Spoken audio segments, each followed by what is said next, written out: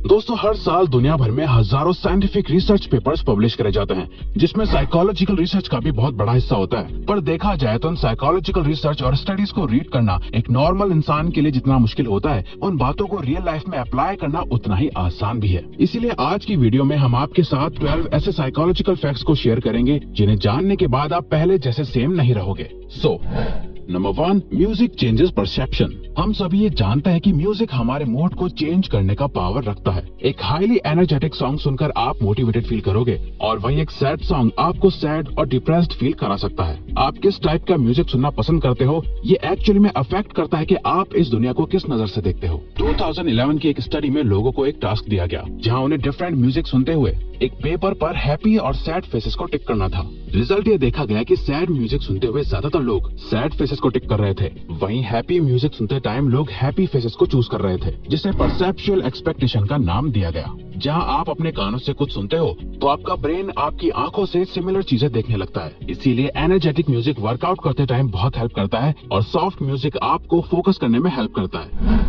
Dunning Kruger effect. 1999 में 2 social psychologist ने ये डिस्कवर करा कि इंटेलिजेंट लोग हमेशा अपने आप को एक बिलो एवरेज पर्सन की तरह ट्रीट करते हैं। वो कभी भी खुद को बाकियों से ज्यादा स्मार्ट नहीं मानते। वहीं दूसरी तरफ एवरेज आईक्यू वाले लोग इसका बिल्कुल ऑपोजिट करते हैं। उन्हें हमेशा ये लगता है कि वो बाकियों से ज्यादा बेटर है। इसीलिए अगर आप ऐसे लोगों से मिलो जो हर बात में खुद को सुपीरियर शो करते हैं, जो ये दिखाते हैं कि वो कितने ज्यादा स्मार्ट है, तो समझ जाओ कि ये बस एक डनिंग-क्रूगर इफेक्ट का असर है। वो असल में इतने इंटेलिजेंट नहीं है जितना वो दिखा रहे हैं, क्योंकि एक हाईली इंटेलिजेंट पर्सन कभी भी अपनी नॉलेज से सेटिस्फाइड नहीं होता। वो हमेशा खुद की एबिलिटी पर डाउट करता है, क्योंकि उन्हें लगता है कि वो और बेहतर हो सकता है। फॉर एग्जाम्पल, आपने अक्सर ये तो देखा ही होगा, जो दोस्त ये कहता है कि उसने एग्जाम के लिए कुछ नहीं पढ़ा, वो बिल्कुल प्रिपेयर होके नहीं आया था। मोस्टली केसेस में उसी फ्रेंड के अच्छे मार्क्स आते हैं, जबकि उसने बोला था कि मेरा एग्जाम अच्छा नहीं गया, मैं और अच्छा कर सकता था। क्योंकि मानो या ना मानो, वो सच में थोड़ा ज्यादा इंटेलिजेंट पर्सन है। Singing reduces anxiety. इमेजिन करिए आप अपनी कार ड्राइव करते हुए अपने काम पर जा रहे हैं, जहां आपको एक इम्पोर्टेंट प्रेजेंटेशन डिलीवर करनी है। सो नेचुरली आप नर्वस और एंग्शियस फील करोगे। तो ऐसे मोमेंट में आप अपने आप को काम कैसे रखोगे?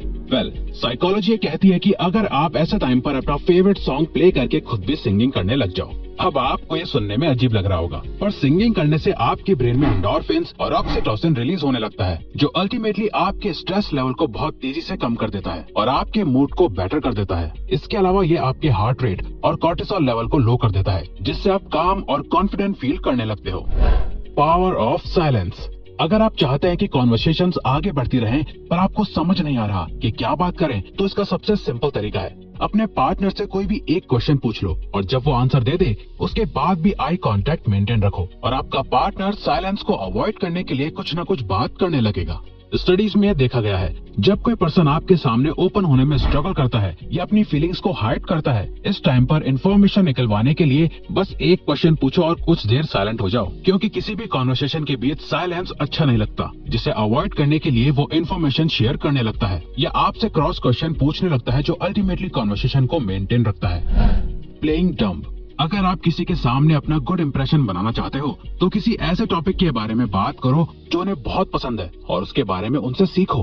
फॉर एग्जाम्पल, आप किसी से मिले जिसे कार्स में बहुत इंटरेस्ट है। अब हो सकता है कि आपको भी कार्स के बारे में बहुत नॉलेज हो, पर उनके सामने ऐसे प्रिटेंड करो जैसे आपको उनसे कम नॉलेज है और उनसे क्वेश्चंस पूछो जो सामने वाले पर्सन को कॉन्फिडेंट और स्मार्ट फील कराएगा और वो आपसे बात करने में और इंटरेस्ट शो करेंगे, क्योंकि वो जिस बारे में बात करना चाहते हैं आप उसमें अपना इंटरेस्ट शो करते हो, जो आपको एक लाइकेबल पर्सन बनाता है। The snake man. अगर आप किसी ग्रुप में हैं या किसी एक पर्सन के साथ भी हैं, जहां आप डिनर या लंच पर मिलने आए हो और आपको लगता है कि कोई कॉन्फ्लिक्ट क्रिएट होने वाला है, आपकी कॉन्वर्सेशन जैसे जा रही है, आप लोगों की लड़ाई हो सकती है, तो इस सिचुएशन को अवॉइड करने के लिए अपने सामने रखा खाना खाने लग जाओ, क्योंकि अकॉर्डिंग टू साइकोलॉजिस्ट्स, ईटिंग एक कामिंग एक्टिविटी है। जब लोग कुछ खा रहे होते हैं तो बाकी लोग उस एनवायरनमेंट में कंफर्टेबल फील करते हैं। तो जब भी आपको लगे कि कोई बहुत ही अग्रेसिव हो रहा है या आप लोगों की बहस होने वाली है, तो उस पर्सन के पास जाके बैठ जाओ और उन्हें कुछ खाने को ऑफर करो। ऐसे टाइम पर एक सिंपल चॉकलेट भी आपकी रिलेशनशिप को बहुत हेल्प कर सकती है। Forming a habit. आपने कभी ये सोचा है कि एक हैबिट को फॉर्म करने में कितना टाइम लगता है? पहले ये माना जाता था कि किसी भी हैबिट को फॉर्म या ब्रेक करने में सिर्फ 21 डेज का टाइम लगता है, पर एक न्यू साइकोलॉजिकल रिसर्च के अकॉर्डिंग किसी भी हैबिट को बिल्ड करने के लिए अराउंड 66 डेज लगते हैं। इसीलिए जो लोग ये सोचकर कोई भी न्यू हैबिट बिल्ड करना स्टार्ट करते हैं कि 21 डेज के बाद उन्हें आदत पड़ जाएगी, और जब वो 22nd डे पर फेल हो जाते हैं तो उन्हें बहुत डिसअपॉइंटमेंट होती है और वो क्विट कर देते हैं। रिसर्च के अकॉर्डिंग अगर आप 66 डेज को 3 फेजेस में बांट दें, जहां शुरू के 22 दिन आपको बहुत अनकंफर्टेबल फील होंगे, नेक्स्ट 22 दिन आपसे बिल्कुल हैंडल नहीं होंगे, आप ऑलमोस्ट क्विट कर देंगे, और लास्ट 22 डेज के बाद आप एक मोमेंटम बिल्ड कर लेंगे, जिसके बाद वो हैबिट आपके माइंड और बॉडी से कनेक्ट हो जाएगी, आपकी रूटीन में आ जाएगी और आप सक्सेसफुली हैबिट बिल्ड कर लेंगे।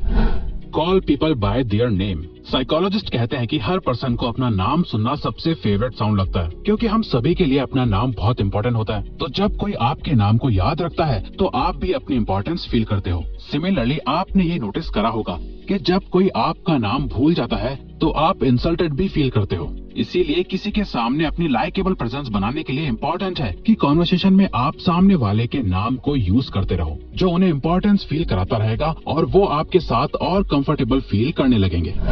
मल्टीटास्किंग। क्या आपको लगता है कि आप मल्टीटास्किंग कर सकते हो? वेल, न्यूरोसाइंस के अकॉर्डिंग हमारा ब्रेन एक टाइम पर सिर्फ एक ही चीज पर फोकस कर सकता है। कई बार जब आप 2 काम एक साथ कर रहे होते हो तो आपको ऐसा लगता होगा कि आप मल्टीटास्किंग कर रहे हो, पर रियल में आपका ब्रेन बहुत ही तेजी से उन दोनों कामों के बीच अपना फोकस शिफ्ट कर रहा होता है। हम चलते चलते एक दूसरे से बात करते हैं क्योंकि ये बिहेवियर्स ऑटोमेटिक और ऑटो पायलट मोड से होते हैं। वहीं ऐसे टास्क जिनमें बहुत फोकस करने की नीड होती है, वहाँ वो साइमल्टेनियसली काम नहीं कर सकता। फॉर एग्जाम्पल, बुक रीड करते हुए टीवी देखना। अब यहाँ पे आपको लगेगा कि आप दोनों काम एक साथ कर रहे हो, पर रियल में एक टाइम पर आपका फोकस या तो रीडिंग करने पर है या टीवी देखने पर। Provide a choice. अगर आप चाहते हैं कि सामने वाला पर्सन एक डिसीजन ले जो आपके फेवर में हो, तो सिंपली उन्हें ऑप्शंस दो जो आपके डिसीजंस के फेवर में हो। फॉर एग्जाम्पल, अगर कोई अपने बच्चे को पढ़ाई करने के लिए बोलना चाहता है तो सिंपली उसे ये बोलने के बजाय कि जाओ पढ़ो, उन्हें चॉइस दो कि चलो पढ़ाई का टाइम हो गया, पहले इंग्लिश पढ़ोगे या मैथ्स। तो जब वो कोई भी चॉइस लेंगे तो उन्हें लगेगा कि वो खुद ये डिसीजन ले रहे हैं, वो अपने कंट्रोल में है। अब ये ट्रिक आप किसी के भी साथ यूज कर सकते हो। जैसे आपने नोटिस करा होगा कि हर रेस्टोरेंट में वेटर्स इसी ट्रिक का यूज करते हैं। वो आपको वो सारे ऑप्शंस देते हैं जो वो चाहते हैं कि आप ऑर्डर करो, और आप इनडायरेक्टली वही करते हो, पर आपको ऐसा लगता है कि वो डिसीजन आपने लिया, लेकिन रियलिटी में वो डिसीजन आपके वेटर ने पहले ही ले लिया था। यानी कि वो ट्राई करते हैं कि आप कुछ चुनिंदा चीजों में से ही कुछ एक चीज ऑर्डर कर दे जिसे रेडी करने में रेस्टोरेंट को ज्यादा टाइम ना लगे। The power of sunlight.